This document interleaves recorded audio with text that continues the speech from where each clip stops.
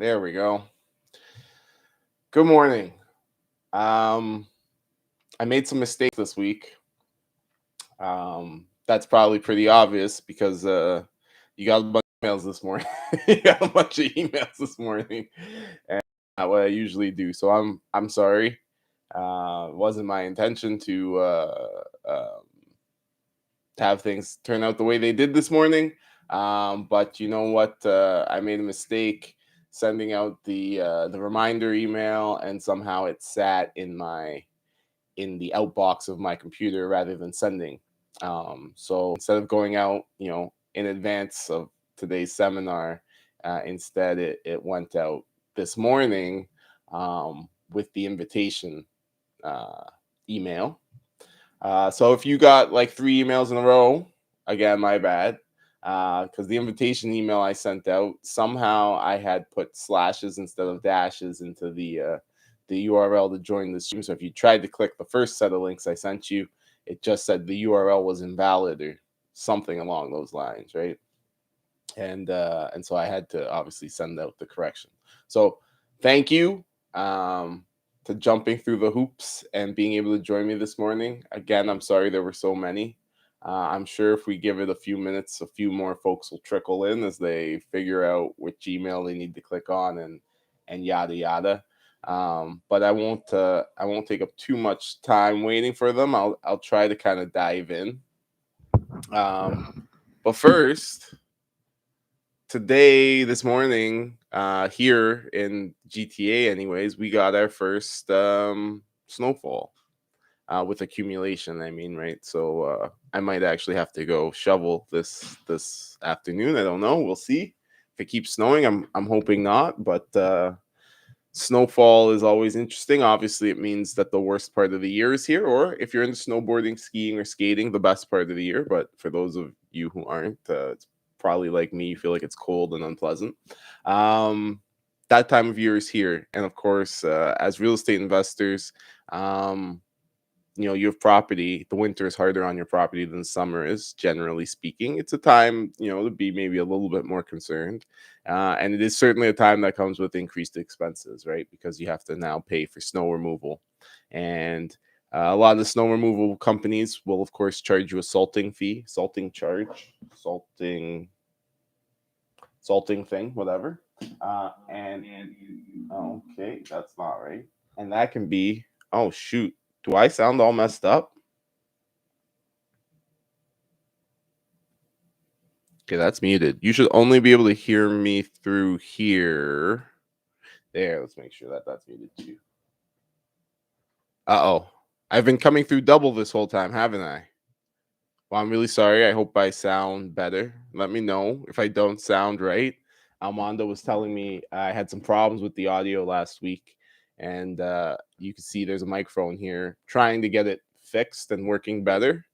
Okay, I do sound fine. I had two different microphones going at the same time, so it might have been a little echoey. And that's definitely not my intention. Anyways, yeah, we have salting and snow removal.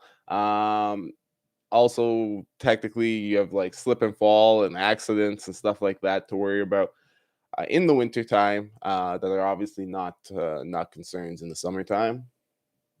And so it is it's nice to see that season has begun, I guess you could say, with the snowfall outside, and hopefully it won't be too snowy this year, right? Because that'll cost us all extra money the more it snows and the more salt that gets used and consumed, right? Um, this week, what I was planning to talk about, what I've kind of been focused on for the majority of this month, I would say, is really trying to go through some property analyses.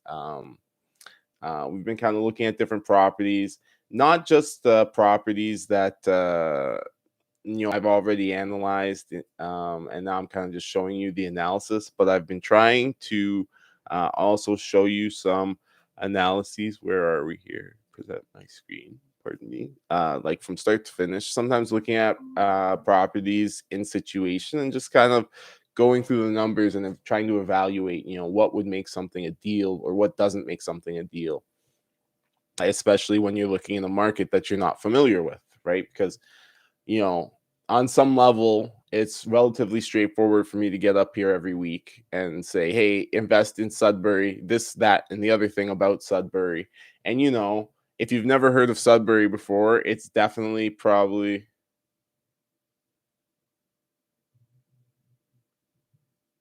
oh, it's okay. Infinity mirrors are fine, guys. No, we'll keep doing that. Sorry.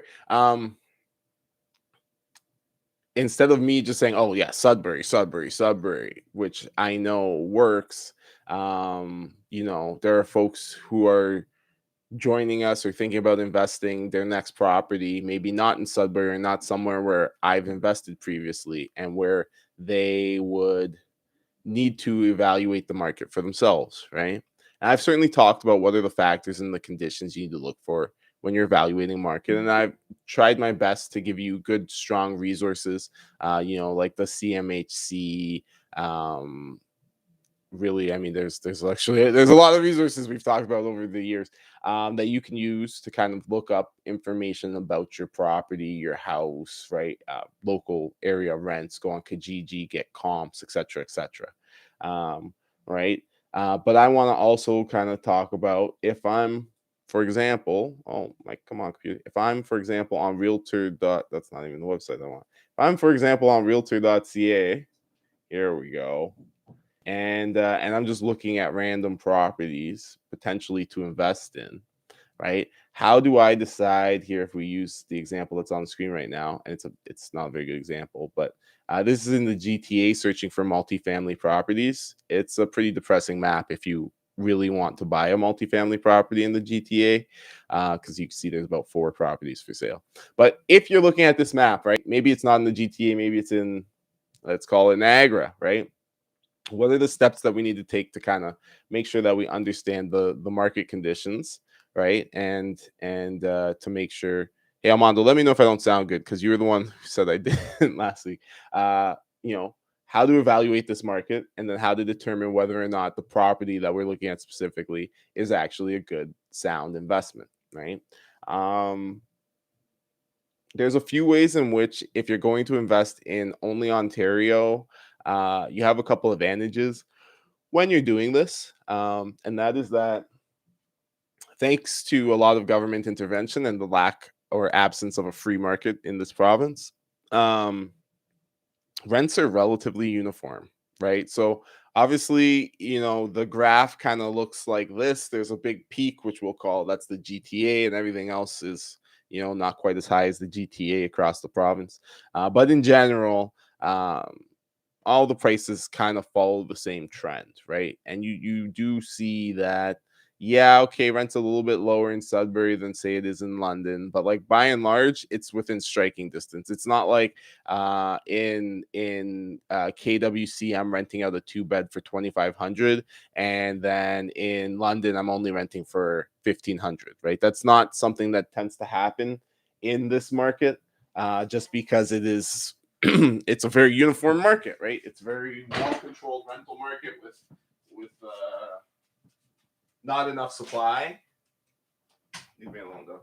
With not enough supply, and so generally speaking, the prices tend to be on the higher end, right? But anyways, so I'm gonna dive in, and the first thing I wanted to show you, just I came across this property, and I thought it was so cool. It caught my attention right away, and I wanted to just look at it and see, you know, could you actually invest in something like this and make it work, right? So, for those of you who can't see on the screen, this is 9 Humewood Drive, okay, Building 1, and it is located at, I believe, St. Clair and Christie. Yeah, St. Clair and Christie. Okay. And I'm going to read you the description, because this is not really like the kinds of properties I normally show you on here. So, this is a quote unquote once in a lifetime opportunity. Fabulous investment. 6 units vacant. Choose your own tenants or create your own community. Legal and fire code compliant, purpose built sixplex in prime Cedar Vale on private court. Charming 6 by 2-bedroom units. Sorry, 6 2-bedroom units, each 1,200 square feet. Very substantial renovations in 2019 through 2021. All permits are closed. The property is in move-in condition. It has 6 modern kitchens and baths, updated roofs and windows, new sprinkler system, MF units. I'm not sure what MF units, what they mean by MF units. Have SM. MF units have SM. Multifamily. Have SM though. What's the SM? Separate meters. Multifamily units have separate meters. Ha! There you go. Got through the puzzle. Private yard and private yards. Estimated income $221,000 per year. Net 182,820. Okay, sounds pretty good. I like the separate meters. I like the 6 2-beds. In the middle of Toronto, 6 2-bedroom units, we all know have to be worth quite a lot of money. And of course, they're telling us, right? They're collecting 221 net. So 221 net is quite a bit. That's let's see, divided by 6, that's 3683 per unit divided by 12. That means they're expecting an average rent for those 2 beds of $3,100 per unit, right? So 3,100 times 6, just make sure my math checks out, about $18,500 per month. Yeah, times 12 gets me back to my 220. Yeah, so that's about right. So obviously, these are very, very I mean, $3,100 for 1,200 square foot 2-bed. These are obviously very, very nice, and I'll go back to the pictures here. They're very nice, highly desirable. If you even look at the picture, for those of you who are able to see, and you like look at this thing, it's like, oh, yeah, that's a something property right there. Like it's pretty stunning. It's got character, it's got all this stuff. Anyways, so we're gonna bring in $223,000, right, per year on this property, and this is a very, very expensive property, right? Why aren't you working computer? Okay, there it goes. This property has a purchase price, of $5 million, 498.5, and so for $5 million, you're getting 6 units. So you're paying a very, very high price per unit, right? Shoot, you're paying what, like $800,000 per unit. So just do the comparison to the properties I usually show you in Sudbury, where we have an average valuation of $100,000 per unit or $125,000 per unit. Here's obviously an example where we've got a valuation of $800,000 per unit. Now, immediately, just because I think a lot of us are local to the GTA, when you think about it, is $800,000 for a 2-bedroom unit a crazy high price in Toronto? I would argue that the answer is not right now, not really.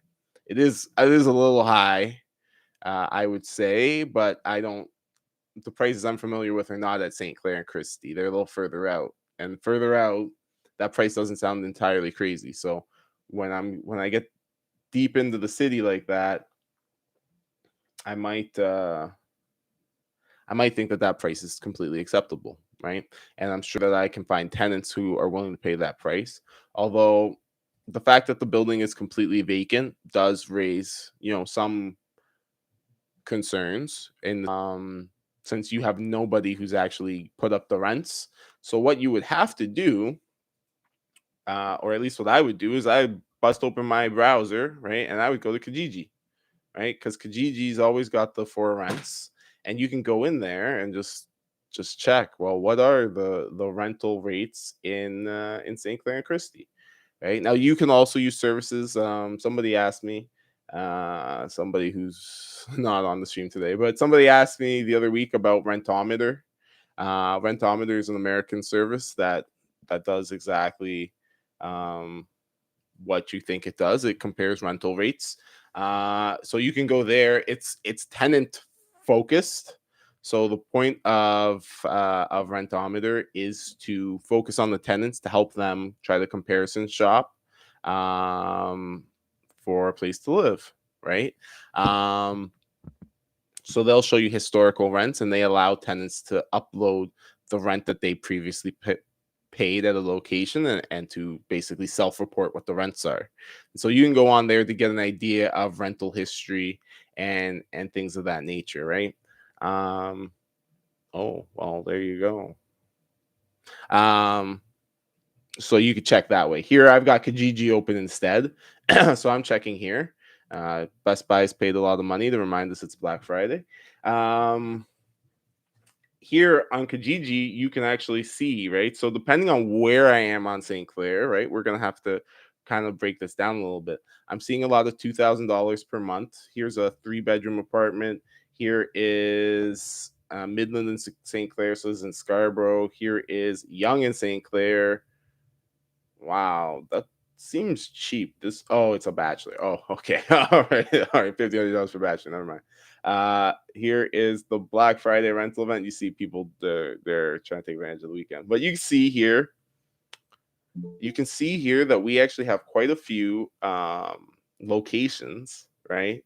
That are showing us that the rent seems a little bit high. Of course, these are located outside of the actual neighborhood that we're considering investing in, and so we have to take that with a grain of sand.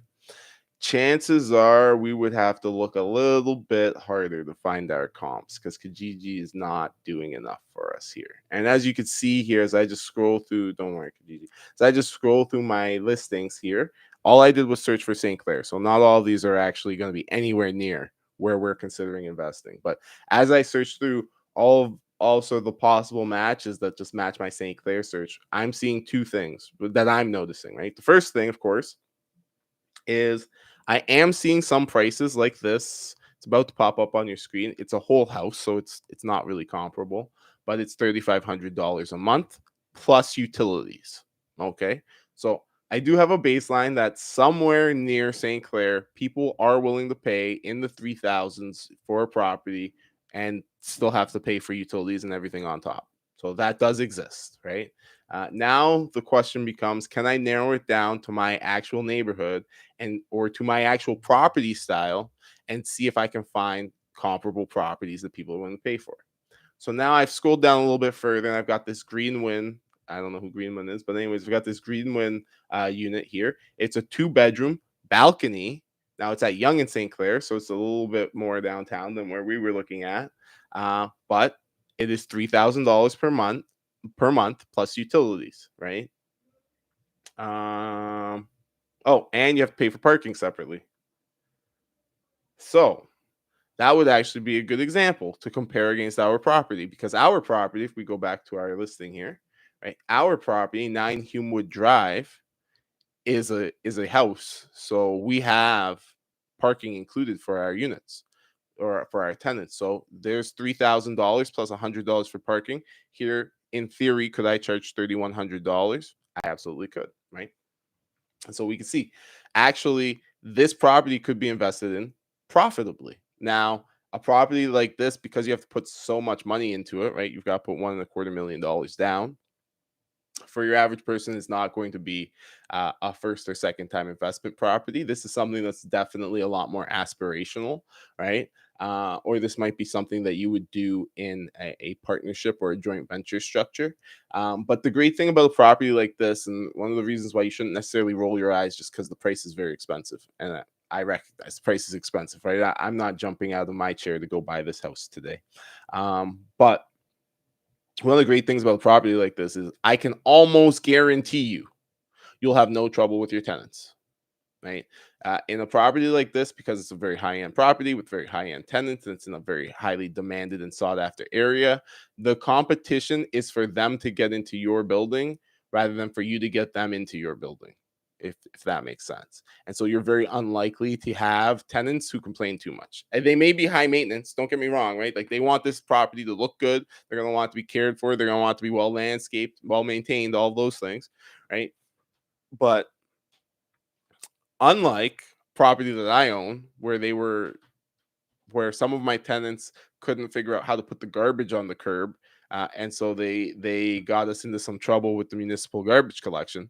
That type of thing is very unlikely to happen in a building like this, right? And the reason being is really simple. Obviously, there are different classes of tenants, right? And these are going to be your, I don't know what you want to call them, A class, S class, whatever. These are going to be your top tier tenants, right? And of course, in life, you never start with at the top tier unless somebody gave you a lot of money. You always got to start at the bottom and work your way up. So these are, like I said, this might be more of an aspirational property. But I think a lot of people have the tendency to look at the price tag and get turned away, looking for savings, right? And you need to understand that yes, this property is expensive, and certainly for you to afford it up front, most people are not going to be able to, but that does give you certain advantages, right? First of all, you're not competing with your average person when you go to buy this property. You're only really competing with other investors or fantastically wealthy people. Those are the only two people who are competing with you. uh, which means you're less likely to be engaged in the bidding more. You're less likely to have people who are driving the price up irresponsibly and without consideration to what the actual underlying asset does, right? And then, of course, the actual people that you're going to sell the services of the asset to at the end, they're going to be generally a much more responsible, generally a much more successful, generally a much more affluent clientele who are going to generally take better care of your property and provide you with fewer problems, right?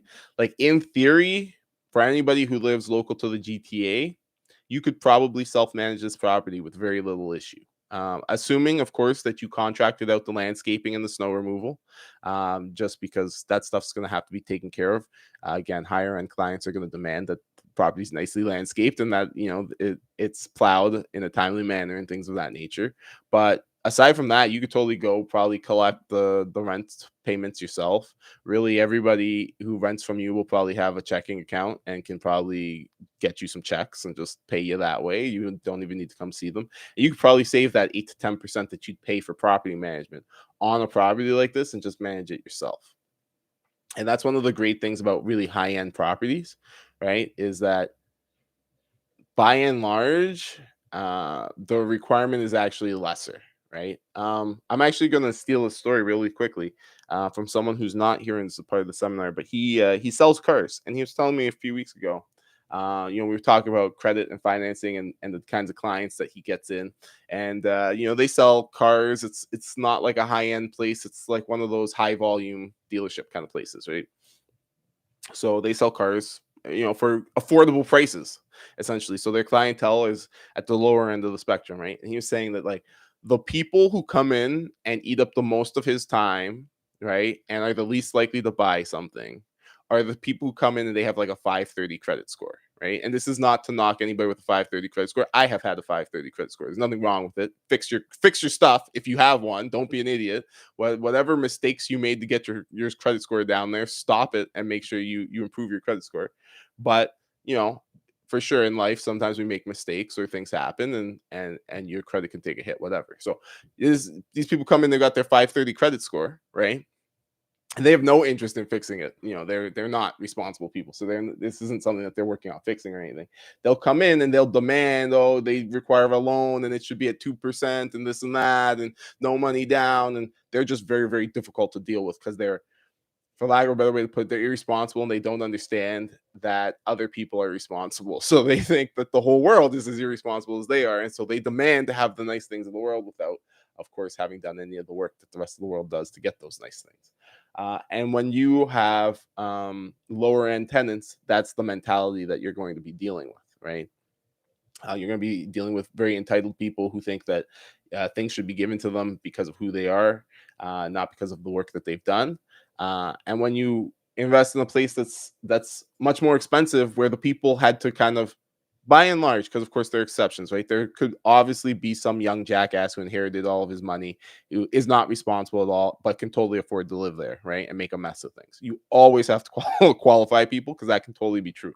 But for the most part, the people who can afford to live in a property that costs $30,000 to $40,000 a year just to rent, right? Those people, they earned their position in life. They've worked hard for that money to be able to spend it that way, and they understand and appreciate what it takes, and so therefore they tend to be pretty respectful, right? Even if they themselves aren't interested in investing or being landlords or anything like that, right? Um, so, oh, sorry. There's actually one more thing to consider with this property. I don't want to talk too in depth about like the mortgage and the financing on this property.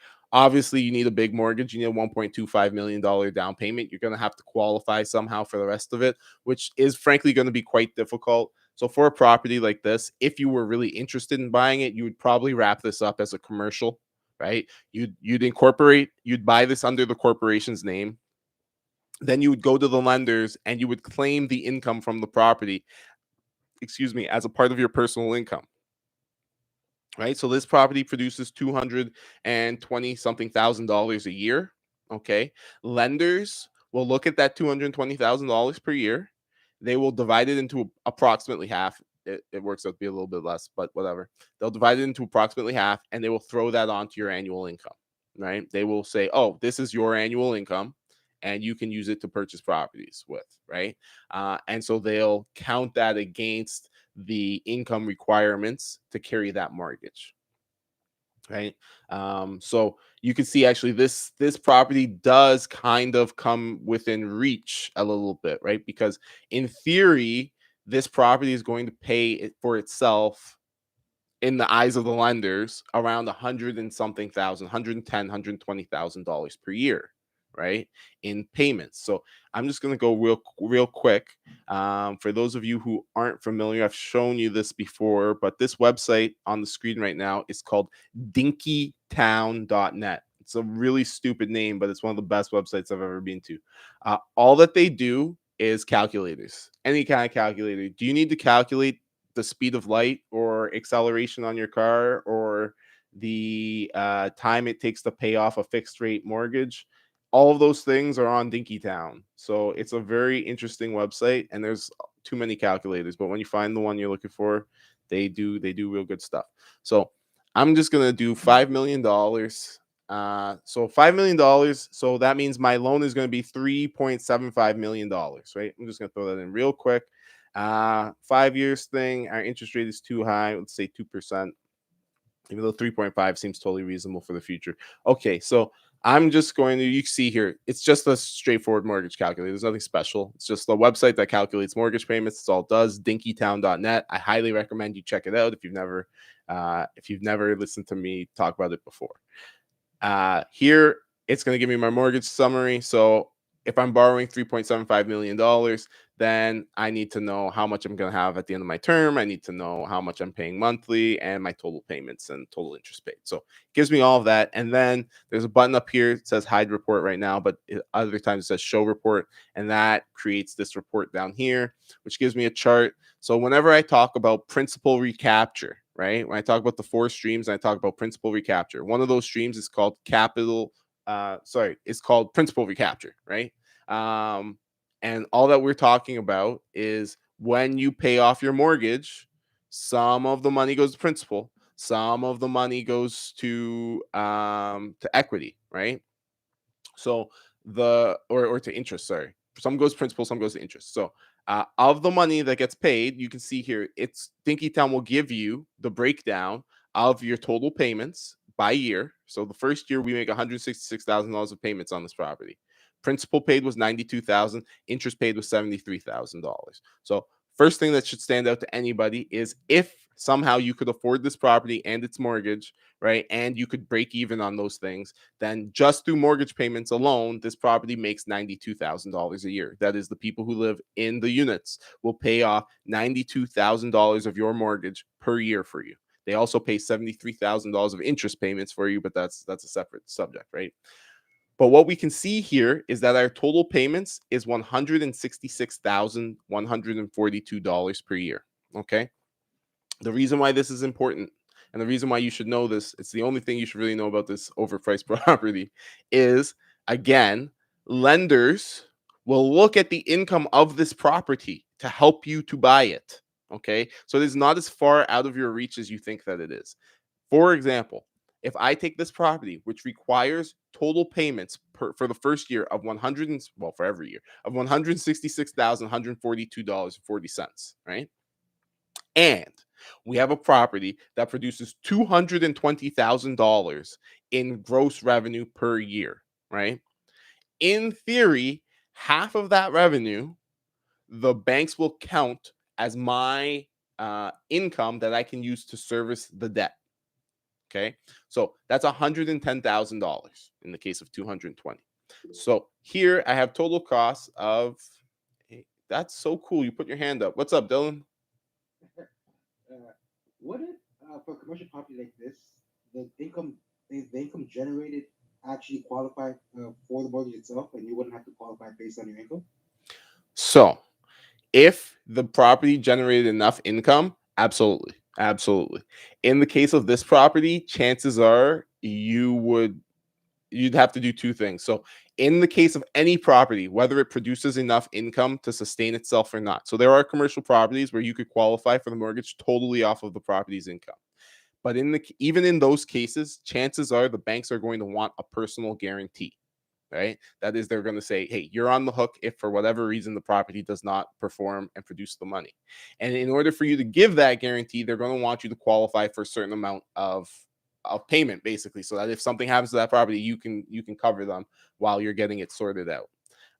So in the case of this specific property, this is not a commercial property, right? So if I go back to the property, well, actually, okay, that's a topic of debate because some mortgage brokers would tell you that this is a commercial property. Some mortgage brokers would tell you that it isn't. If you go talk to the bank, some of them will tell you that they'll lend on it as a commercial, and of course, some of them will tell you that they won't. And that's because this, What's the zoning? Because in my experience, when I try to get five, yeah, commercial. yeah. So, and that's the thing is, so five and sixes are that awkward place where it's down to the lender. Like it isn't a legal distinction what makes this commercial versus residential. It's the lender's requirements. There are two lenders in Canada who will lend on a sixplex as if it is a residential. One is RBC, the other is, I actually forget who the other lender is, but there is one other lender, and it's not one of the big five. So RBC is the only big five who will lend on a sixplex as if it is a residential. Everybody else will treat this property as if it's a commercial. If this gets treated as it's a residential, then what I'm saying applies, right? They're going to treat the income from this property, they're going to want to see that combined with your ability to service the debt, and that's how they're going to qualify you for this property. If Dylan, you're absolutely right. If this property is looked at as a commercial, so say I take it to Scotiabank, just as an example, for a mortgage, Scotiabank is going to say to me, "Oh, you're buying a commercial property," and their first question is going to be, "Well, how does the property perform? Right? What is the net operating income? How much revenue does this thing produce? And is there enough revenue in it for it to pay off its own mortgage, right, and be profitable?" And if it can do that, chances are Scotia is going to approve you on the property at that point, as long as you have either the assets or the income in your personal name to guarantee the loan in case, again, whatever, it doesn't work out, because banks do not like to lose money, right? And that's just the thing. In fact, no lenders do, right? Hey, Natalie. You know what? In my head, I'm thinking the other lender is Desjardins, but I don't want to say it here and give people the impression that they can go to Desjardins and get a mortgage from Sixplex, because I just don't remember who the second lender is. But Desjardins does sound familiar to me, for the other lender who treats Sixplexes as though they are residential, not commercial properties, right? In just to finish off the case of my example, if we take that $110,000 of income out of the property and say, hey, that can service our debt, right? Then you see that really we are left with $56,000 per year in mortgage payments that we have to be able to service ourselves, or approximately, right? Now, $56,000 is nothing to, shake your head at. It's still a pretty substantial mortgage payment, right? It's about 4,500, 4,750 per month in mortgage payments. But pardon me, you can see very clearly, right, that, well, $4,500 mortgage payment is really only maybe like $1,500 to $2,000 more than like the kind of mortgage payment I'd be looking at just to buy a house, right? But instead have a sixplex that makes $90,000 a year, right? So part of the reason why I wanted to point this out to you is I read a book and then I reread the book. It's called the oh, I'm gonna get this wrong. It's a book from the 1950s. It's called either The Magic or The Power of Thinking Big. It's a very, very simple book by a very Jewish,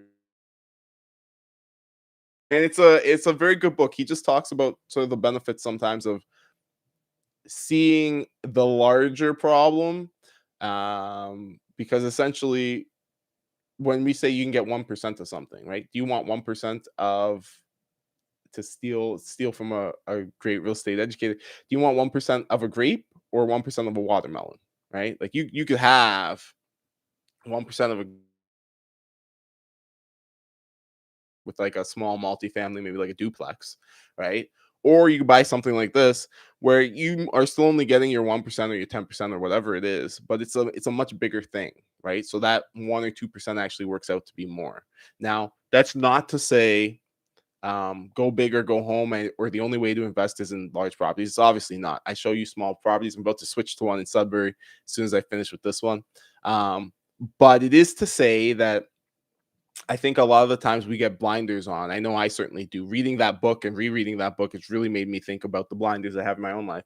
It's like it's easy to think that you can't qualify for the $5 million like mega mansion thing, whatever this 9 Humewood Drive building is. And I think it looks to me like one of those like classic like 1920s kind of mansion kind of things, right? Which is probably what it was, and it's been renovated and everything. It's easy to look at this property and think $5 million, I can't afford that, right? And the only thing I really want to illustrate for you here in showing you these numbers is that, like, while this property is not affordable, that is true. It is substantially more affordable than you think. Obviously, here I'm only talking about the payments. Figuring out how to do the down payment is going to be the most difficult part of this property, right? If you can figure out that down payment, figuring out the payments is going to be pretty straightforward. And obviously, $1.25 million is a lot of money for anyone to have laying around. But there are ways and means, right? Including, but not limited to, vendor take back loans, right? It's possible that the seller of this property would be willing to loan you some, not all, but some of that down payment. It's possible, of course, you might have friends and family to borrow it from. 1.25 mil is, for me at least, I think quite a stretch, but everybody's situation is a little bit different, right? And obviously, just so we're clear, I mean, $1.25 million, right? If you were to borrow that and you paid let's say 7% on that, right? I'm just trying to do the math here real quick. Yeah, let's say you borrowed that and you paid 7% on the money, which, maybe isn't enough for a bank, but maybe you have a friend or a family member who they just want to do better than inflation. They just want to do better than their savings account, so they'd be happy to get 7%, right? If you paid them 7% on this property, keeping in mind that I said it recaptures, and there it is on the screen right there, $92,000 per year, right? Well, 7% of $1.25 million turns out to be $87,500. And so, actually, if you borrowed all $1.25 million to purchase this property and you paid the rate of 7%, which not the highest rate I've ever seen, certainly it's too low for most private lenders, but you may know people who'd be willing to lend that money to you at that price, right? Then you could actually turn a profit, even though you're paying 7% on over $1 million, right? On this property. And of course, I'm only factoring in right now the principal paid. I haven't done a full analysis of this property to see if it would cash flow. I don't suspect it would, but it could come close. If you think about it, I have $166,000 in payments and over $220,000 in gross income. So we're talking about a $70,000 spread, and the tenants pay for utilities. So actually, if you manage it yourself, this property probably does cash flow, which, let's call that an extra $2,000 a month. Let's just say, right? That'd be 24 grand. Yeah. So let's say it cash flows $2,000 a month, kind of a thing. Again, very rough numbers here, but let's just say. So $2,000 a month is $24,000 at the end of the year. We put our 24 with our 5, 6, maybe let's call it $8,000 in the spread that we're making here on the financing. And maybe the property appreciates even a little bit, and you can easily see how this could be a $30,000 to $80,000 a year investment play for you, even if you put no money into it, right? Just by borrowing the money and paying, a pretty reasonable rate. When I was doing some private lending, we never lent as low as 7%, but we also weren't lending to people that we knew. But certainly we would lend to you at 10%, if the situation was right. And oh, I got that infinite mirror thing they're talking about. And like the banks, when you're doing private lending, like, we were not interested in losing money. So you definitely had to have all the security and everything in place to kind of back up your loan. But it was 100% possible for you to get that kind of money, right? And don't forget, a lot of people, when I say something like, people you could borrow money from, etc., etc. A lot of people think, no, I don't know anybody with any money. They don't have any money, right? Which is probably true. If you went into like their bank account, maybe you'd find a few $1,000s, maybe 30s or 40s of thousands of dollars, but nothing crazy, right? But most of those people are forgetting that they are homeowners and they are not investors. And so, therefore, their home is full of equity and they've never done anything with it. It's just sitting there. And, maybe you need to take a little bit of time to educate them about how they're being, abused. I want to use some stronger language, but I'm just going to stick with abused currently by their government, if they're saving money, that is, um, because of just the high rate of inflation at the moment. And that, well, really, if you're saving your money in an interest, let's just say in some sort of interest yielding account that's paying you, I don't know, I'd say it's a really high interest account, so it pays you 2%. But inflation last month or last quarter was 4.1%. And those numbers are not to be believed or trusted, but let's just go with them. 4.1%. Well, you're down 1.9%, right? So saving in that context is not necessarily the smartest thing to do, right? Now, if we say, well, the inflation rate's at 4% and I can put your money to work at 7%, well, then you have an effective interest rate of 3%, right? Which right now you have an effective interest rate of negative 2%. So it's in effect that I'm paying you 5%, a 5% premium for your money, right?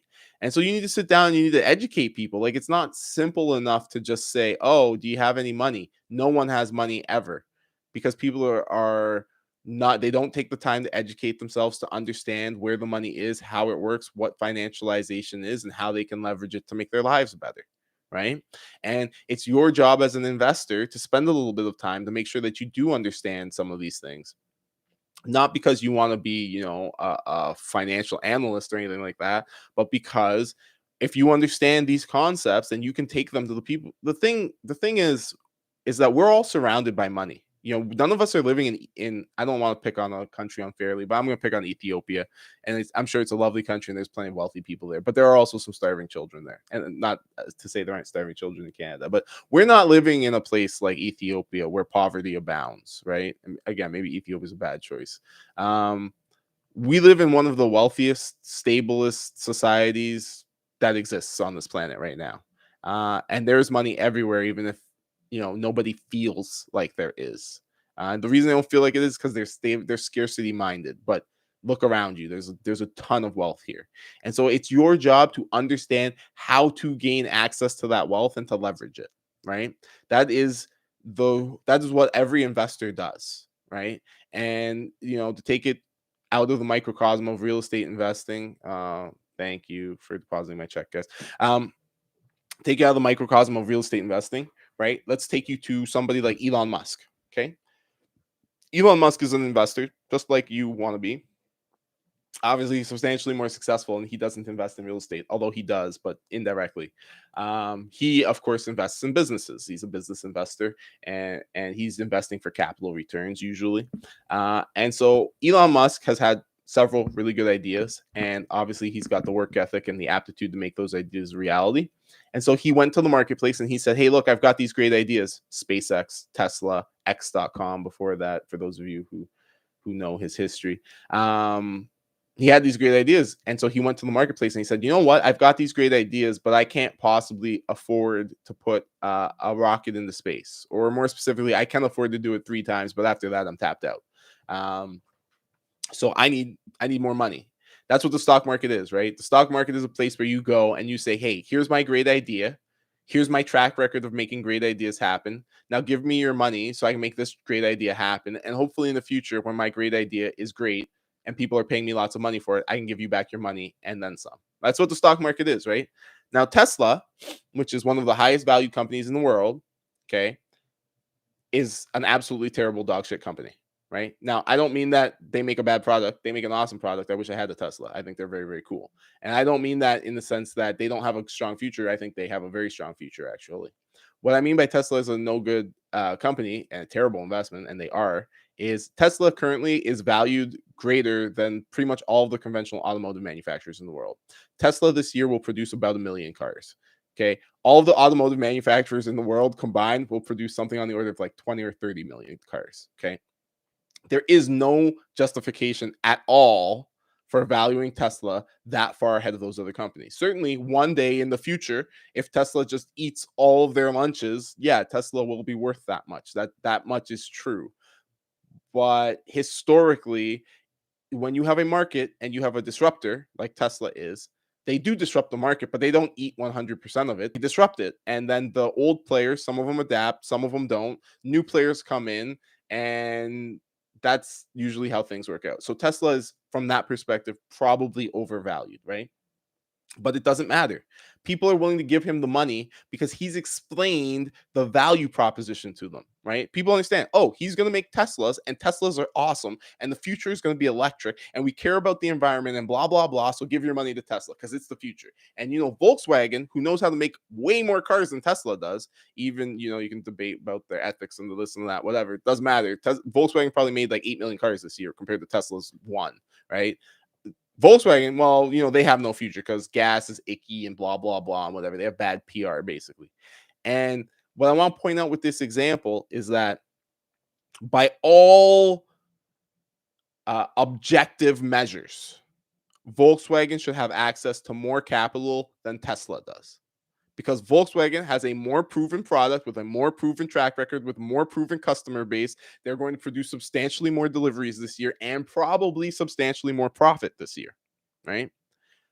But Tesla has done a better job of selling the value proposition, right? People believe in Tesla in a way that they don't believe in Volkswagen. And that's Volkswagen's own damn fault. They were lying to people. They did a whole bunch of stuff a few years ago that really messed up their PR, to pick on Volkswagen specifically. Toyota didn't do any of that stuff, but they've got a similar problem because people don't like things that pollute in their perception, which of course a Tesla pollutes as much or more than a regular car, but that's a whole nother conversation.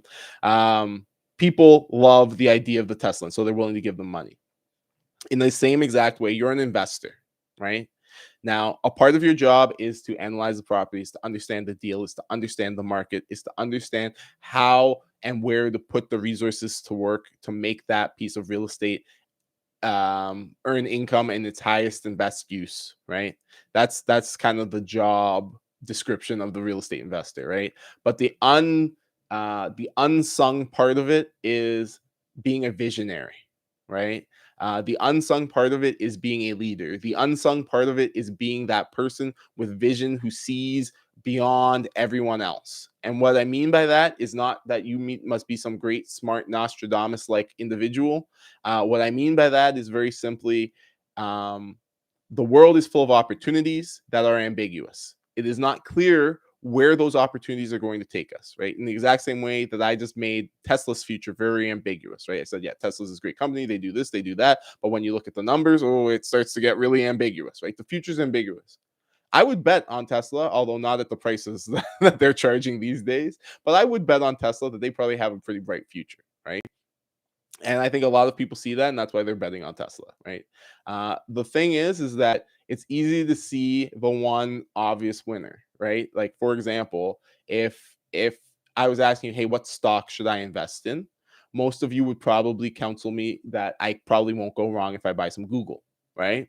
And you're probably right. I probably won't go wrong if I buy some Google.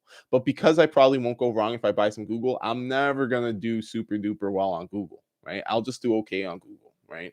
So it's important that you have the vision to see Zoom, right? There you go. Zoom GoToMeeting. If 2 years ago you said, hey, Aaron, buy some Zoom stock, right? Then I probably would have said to you, why? What is Zoom and why are you talking to me about it? Then the pandemic hits, and then Zoom becomes one of the most valuable tech companies in the world in the course of a year. And whoever it was who had the vision, and it wasn't me, but whoever it was who had the vision to say, hey, this Zoom thing, it's got a future, right? They did much better than the people who saw the obvious thing, which was, yeah, Google has a future. Because, yeah, Google does have a future. And, hey, Google's up 5% over last year or whatever it was, right? But Zoom is up 500%. And that's where you want it to be at, right? So you as an investor, you have to look and find these investing opportunities and point out to people, hey, your money right now is making negative 2%. You're losing money right now. Let me explain to you. Let me show you the math of how and why that's happening. And then let me use some vision and show you how this house, the one on your screen, in fact, that doesn't look like much, how that house could be producing $20,000 to $30,000 a year, right? Or how that house could be producing $70,000 to $80,000 a year, or how that house could be producing a 25% return on investment. And how if you work with me, you partner with me, we're going to get you into a situation where you're earning that return. right? Because this is really the thing, is like there's a lot of money around you. You just have to convince people to part with it, right? And in the same way, there are lots of businesses, competitors of Tesla, let's say, not necessarily car companies, but just other corporations. There are plenty of businesses out there who desperately desire to have more capital, to have more people buying their shares. And yet, unlike Tesla, again, to use Volkswagen as the example, unlike Tesla, people are not willing to give them money because they have not done a good job of selling them on the actual investment, right? So I hope that you'll all think about that a little bit. Again, the magic or the power of thinking big was the name of the book. And I really do think, maybe it's not your best idea as your first deal, to go into to do that. But in general, I think really, um there's something to be said for aiming a little bit higher and then figuring out how to convince your investors or the people around you to finance your deal, right? Because it's entirely doable. Now, really quickly, I want to look at this other property here. It's called 260 King Street. This is back in Sudbury, so this is a much more affordable property, and it's listed for 375. Okay, so this is a $375,000 property. I just want to look at it really, really quickly.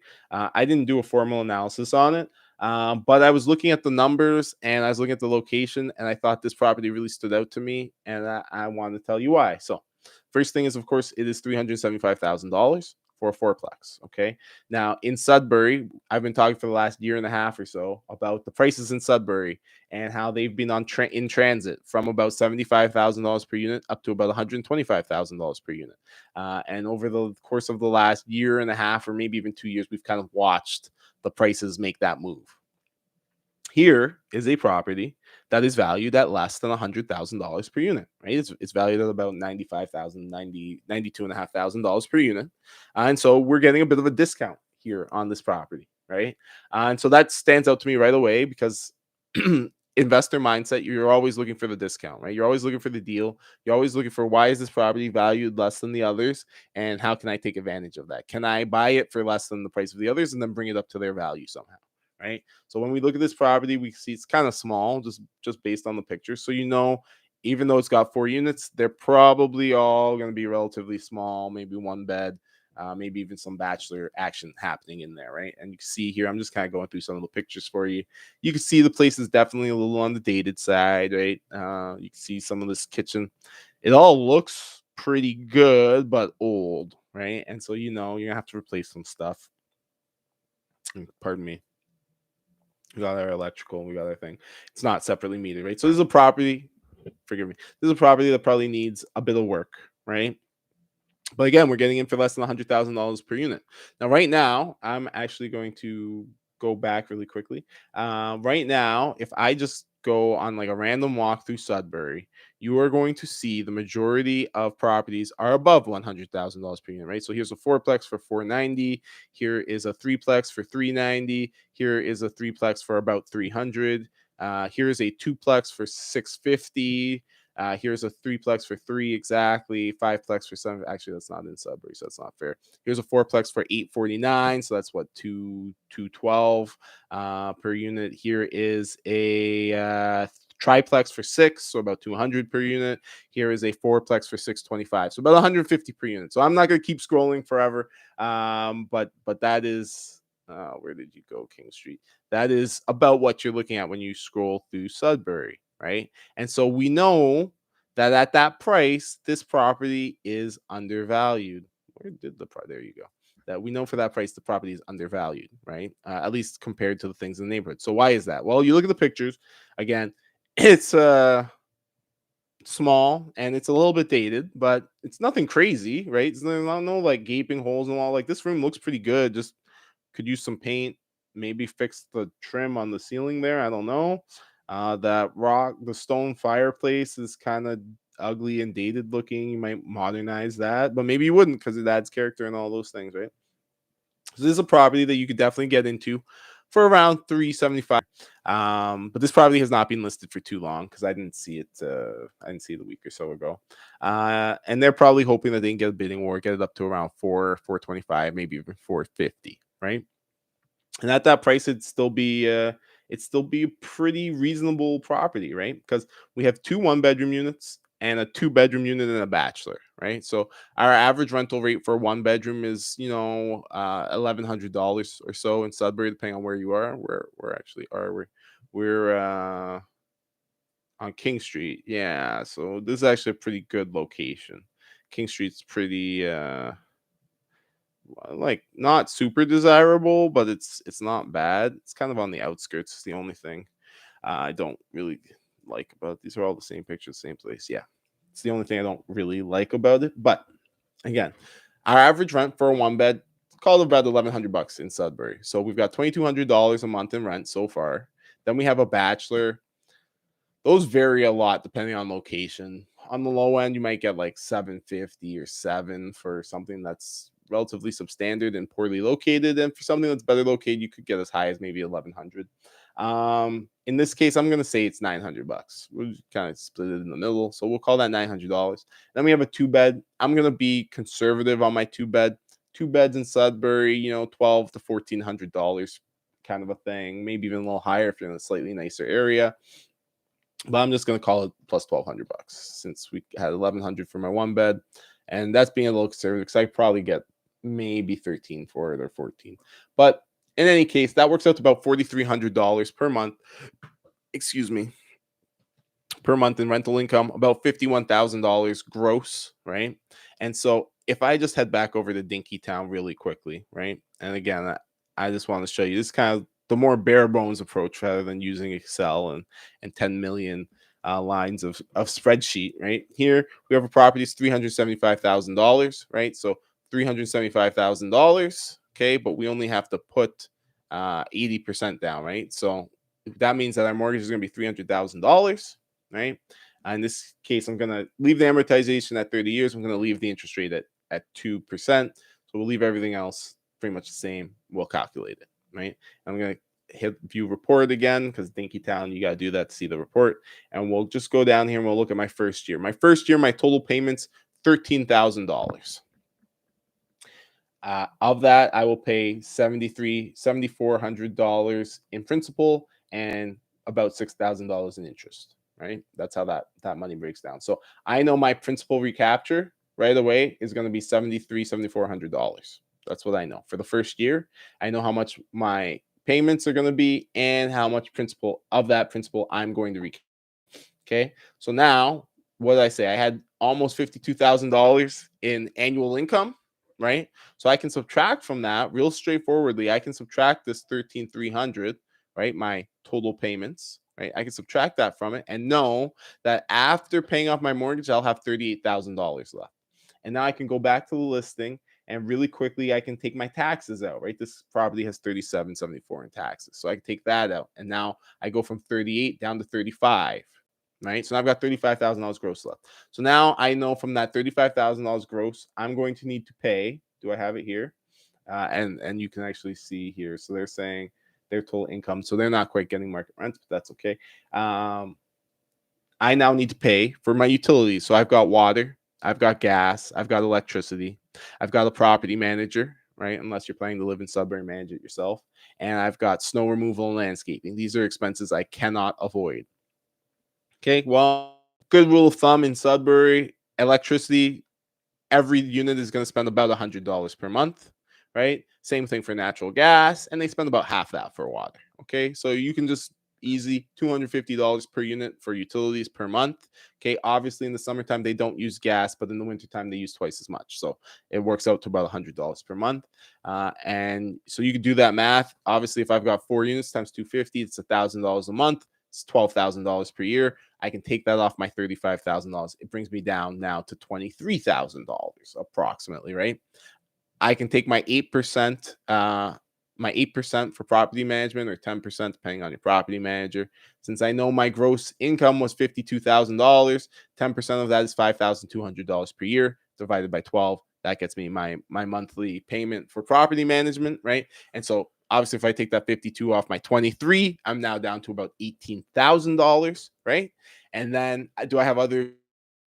Yes, I do, right? I talk about withholdings. So we're going to have repairs and maintenance between 5 and 10%, depending on how safe you want to be. We've got a vacancy rate of 2% of our gross, so you're gonna take 2% off of that $50,000, so about $1,000 a year, right?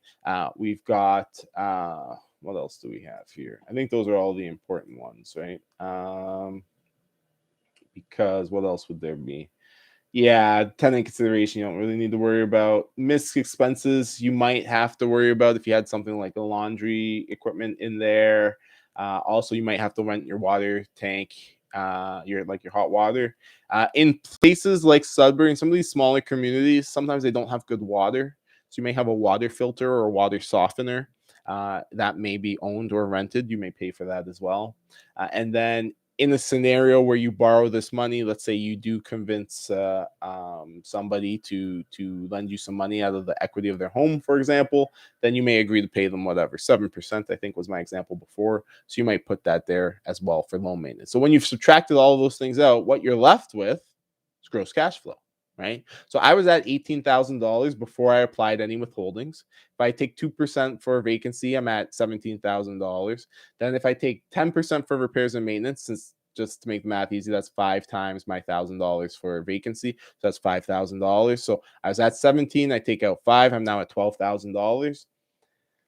I don't really have any other expenses, but let's just say the others total up to another $2,000, right? I go from 12 down to 10. This property, in theory, is going to cash flow $10,000 per year. Oh, that's not the right property, but it's going to cash flow approximately $10,000. That's still not the right property. Going to cash flow. Here we go. Approximately $10,000 per year, right? And of course, we put around 75,000 into it, right? Assuming we don't do any renovation or anything. So we can actually calculate, right? Our $10,000 can be divided by our $75,000, and we can calculate without really doing any complicated math that this property is going to pay approximately a 14% return. Right. And so this is kind of the really simple way to go through something, kind of just add things up and think about them and then subtract them. Right. Because all we're really trying to do at the end of the day for every single property, always, and not just properties, for businesses too. Right. If you want to invest in businesses, if you want to invest on the stock market, just as a real aside, if you want to invest in the stock market, I can't give you guidance. I'm not a stock market guy, but I've made some money there and I've lost some money there. But essentially, the game you're supposed to be playing on the stock market is figuring out the value of these companies and figuring out the discounted value of future cash flow. That's the technical term for it. Figuring out how much you can pay today for revenue in the future, right? It's the same thing that you're doing with real estate. Now, in the stock market, that doesn't always happen because there's this other element which is called hype, right? People, they pump and they dump and they get excited and they buy things and they're irrational, and that's the stock market. They do the same thing with real estate, right? We don't call it pump and dump. We call it a bidding war, right? We don't call it getting excited and wasting your money. We call it winning the bidding war, right? Or perhaps losing the bidding war, depending on how you want to look at it, right? But it is all essentially the same thing. We're trying to eliminate as much of the noise about the future for this thing as we possibly can and really drill down at what are the fundamental features and variables that are going to affect this investment over time, right? And then all we're really trying to do is get to a place where we understand the numbers well enough that we feel confident to make a decision, right? Because the name of the game, and anybody here who owns property can attest to what I am saying right now. The name of the game is having the confidence to tell yourself that this is the right move.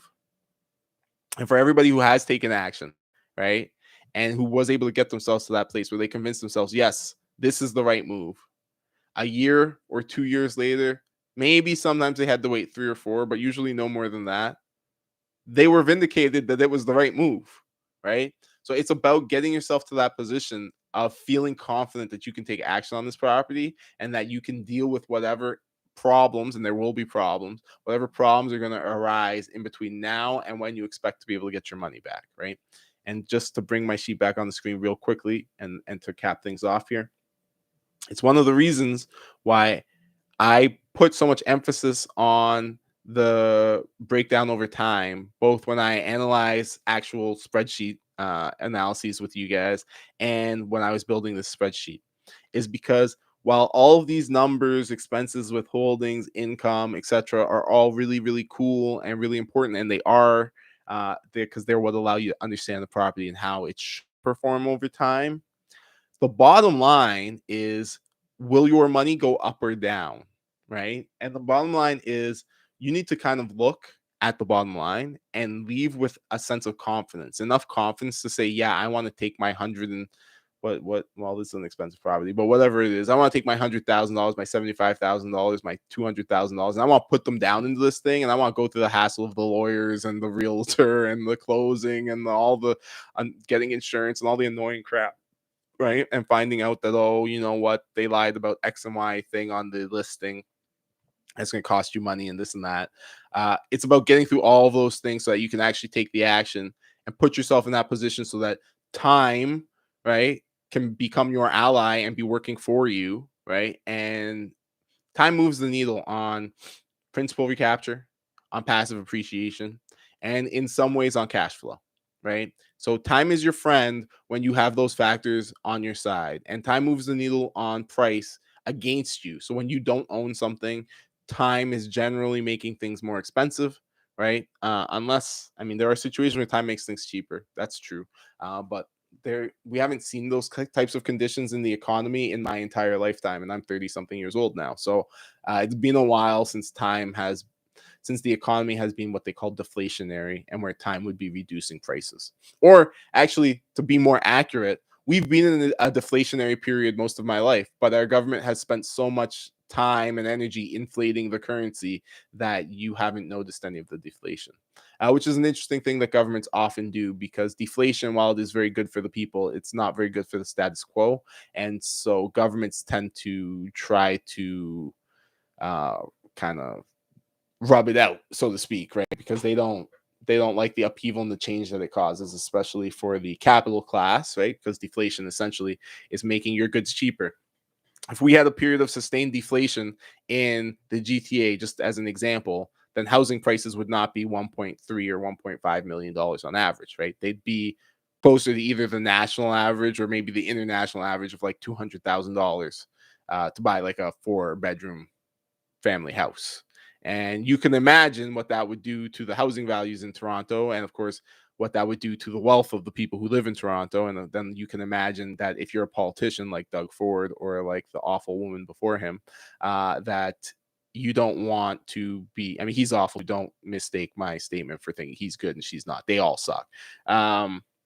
You would be forgiven if you made the mistake of thinking, oh, there is no such thing as deflation, um, because these people, they need to have the inflation so that their assets continue to improve in value, or else they'll realize that actually the government and the high tax rate has really been screwed, and then they might actually vote for a different government, and nobody would want. I mean, the government wouldn't want that. So we've got to make sure that inflation continues to occur, um, so that people don't feel that way, right? Deflation is good for the consumer, but it's bad for the person. It can be bad for the vendor. Sorry, that's what it can be, right? And in this case, the vendor being a homeowner, um, well, that would hurt them, right? For sure. Anyways, I'm gonna stop there because I've gone over my time already.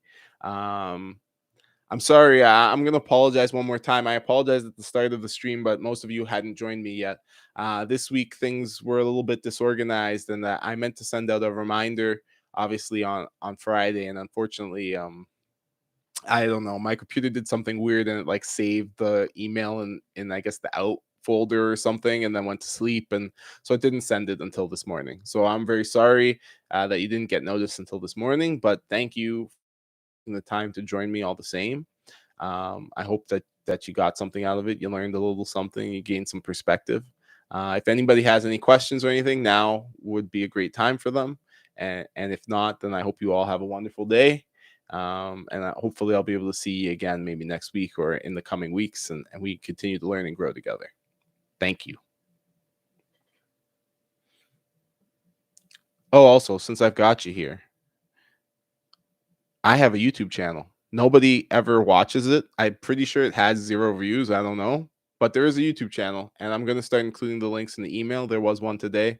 So if you ever miss the seminar and you want to catch some of it maybe later, you can follow that YouTube link. It's for a live stream, but when the stream's done, I think YouTube saves them or whatever, feel free. Feel free. Okay. And yeah, trying to make things easier